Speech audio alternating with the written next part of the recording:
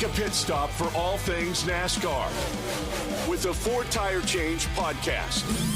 Here is your host, Dawson Iserlo. Four Tire Change podcast, ESPN Southwest Louisiana. Dawson Iserlo back with you after a couple weeks away with the All-Star race and everything that happened. And man, we picked a good week to get back into it. The Coca Cola 600 delivered in really every aspect, in my opinion, on Sunday, and it's got me excited now, rejuvenized. There was just a stretch of races that wasn't ideal, wasn't giving us great racing, wasn't giving us great finishes, and now I'm thinking maybe we're back on the right track with the NASCAR Cup Series season, so we're going to talk about that. We'll talk, of course, about Kyle Larson's double, how big the win was for the guy who got it done on Sunday. And moving ahead, new broadcast partner debuted, and I thought did a wonderful job. So plenty to get to here. Please continue to like, comment, subscribe. Four Tire Change will be rolling for the rest of the summer as we get into the meat of this Cup Series schedule. Where do we begin? I guess let's start with the double attempt with Kyle Larson. Motorsports Christmas, as it gets called sometimes. Monaco, then Indy 500, then the Coke 600. Of course, Kyle Larson going back to Indy to try to do the double, 1,100 miles, the way that it's been best done by Tony Stewart before. But Larson, of course, had dreams of maybe even bettering that, trying to win one or both of these races. And yet again, there were some logistical issues. He started to have some rain, and this time it was a little different, right? Kyle Larson had that great qualifying effort last year at Indy. This time around, not so much. Struggled a little bit to get things going, had some wrecks in the testing session and didn't qualify up front. And so all that stuff put together, it was going to be an uphill climb. I think we knew that, but disappointing to see it end the way it does. You get that rain, and it's already kind of, you're playing this game that we always play of like, well, where's Larson? Is he going to have enough time to get to Charlotte? And we know the new rules that NASCAR put in place, like it was going to make it really tough. He's going to have to go. And then eventually he wrecks out of the Indy 500 anyway, and so it doesn't really matter. He does get to Charlotte on time, but we were unfortunately not given that great Larson run in the Indy 500 that we were hoping for. So, shout out to that race. It is a spectacle for a reason. It's unbelievable, really, in every sense of the word. And so I enjoyed watching it. Alex Palou is a superstar in the making in that sport. He gets the win, but Larson, unfortunately, does not get accomplished what he wanted to.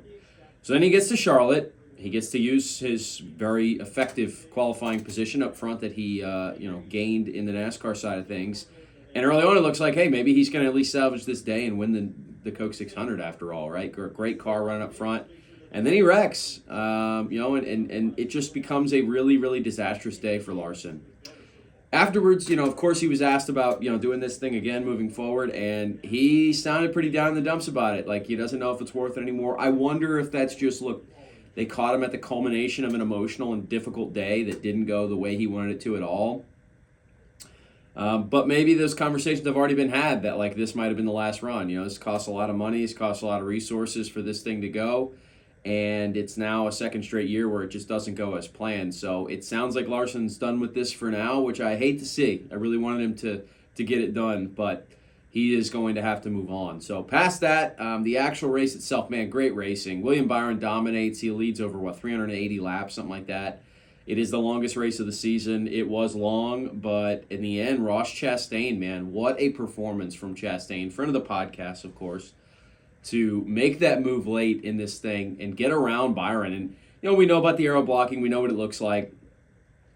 So we know it's difficult. And Chastain, who has just consistently qualified in the back this year and made up points, made up spots, gotten good results, like he's been really, really good with a Trackhouse team that just hasn't had the speed that they've had in the past for a lot of the season. And you look at where Shane Van Gisbergen and Daniel Suarez are in the points right now. It's not a good situation for them. And yet Ross was up near the top 10, and he finds a way to make this move and pass the really dominant car of the day. And I know Byron, it went away from him a little bit at the end. He's got to be bummed. I know he was. He talked afterwards. But a huge momentum shift and a huge win for Ross Chastain. And so I think another reminder that he is legit. He's one of those guys in this series right now that's outperforming even the equipment that he's given on a week-in, week-out basis. And what a story he is. He's awesome. And, I think it's good. Of course, you got a watermelon smash. You got all the stuff that Ross does when he wins. But just a really, I think, a moment you could look back on and say, are we not taking Ross Chastain serious enough? Even though I know his respect and notoriety has gained over the years. And now he's also doing it without all the shenanigans of everybody kind of hating him, everybody being up against him, not liking the way he drives it. You don't hear that as much anymore. It seems like he's made some adjustments there. So I can't say enough about the number one team. He was awesome. Of course, the other conversation is about the broadcast itself. Amazon Prime debuted. I thought it was unbelievable. I mean, really, really good stuff. I know some people complain about the separate purchase aspect of it. They did do the 30-day free trial, which I thought was really cool. If you didn't want to go ahead and buy it, it basically would give you the whole summer worth of races. They clearly did not, give half effort on this. They hired really, really good people in the booth, and Dale Jr. was awesome to hear him back in there. I thought he worked so well with Adam Alexander. He and Steve Letarte have had great chemistry for a while now. I think that crew chief analysis part of it with Letarte is perfect, and it's needed to combat what the driver's saying, right? Give it from a different perspective. I thought they were awesome. They limited the commercials, right? They only went side by side basically while the racing was going on, which is a long desired thing in NASCAR. So I had no complaints. And then they did a post-race show for like an hour plus. And, that's one of the things when you're not up against whatever's coming on at night that night. You don't have to flip over the programming. It's your own channel. You can do whatever you want with it. And it's, not even a channel, really. It's a stream.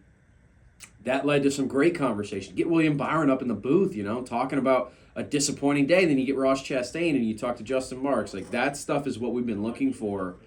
And so it was really, really refreshing. Can't wait to see what they do next. Obviously, it was their debut. You knew they were going to go big for it, so hopefully it doesn't tail off a little bit. But for this handful of races, man, hey, and you know what they're doing is they're setting the bar high, right? We got the TNT portion of the schedule coming up a little bit later on where TNT's going to have some races, and we know they're going to be a future partner. They've got a lot to live up to based on what Prime just pulled off. So shout out to them for that. I thought it was really, really good. I struggled with some of the Fox stuff this year, no doubt. I really did. I didn't think it was as good as it could have been. I feel like their booth at times just doesn't have the best chemistry. Prime really kind of shifted the paradigm on that, for sure. Okay, let's move forward then. This week, Nashville Superspeedway. Special track for me because I've been there. I've been to a Cup Series race. I've been a couple times to that Superspeedway, as a matter of fact. They call it Nashville Superspeedway, despite the fact that it's a 1.33-mile circuit.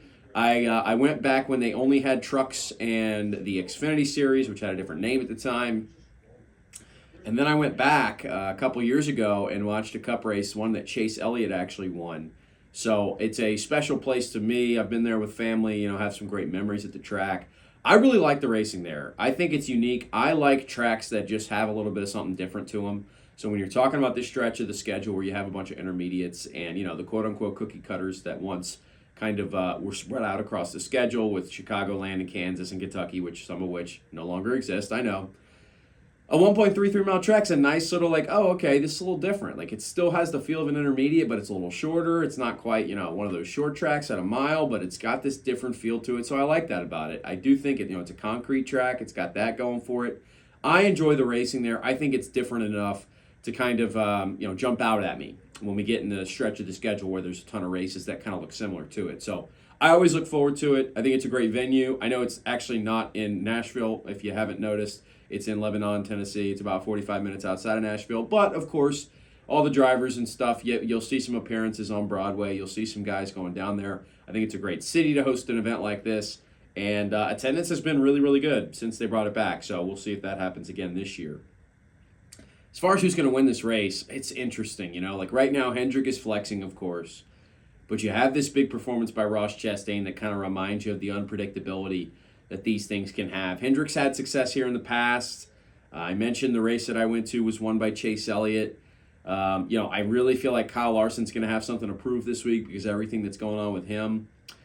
But also, I think those Joe Gibbs cars are going to start showing up again, and Christopher Bell's kind of holding the torch for them.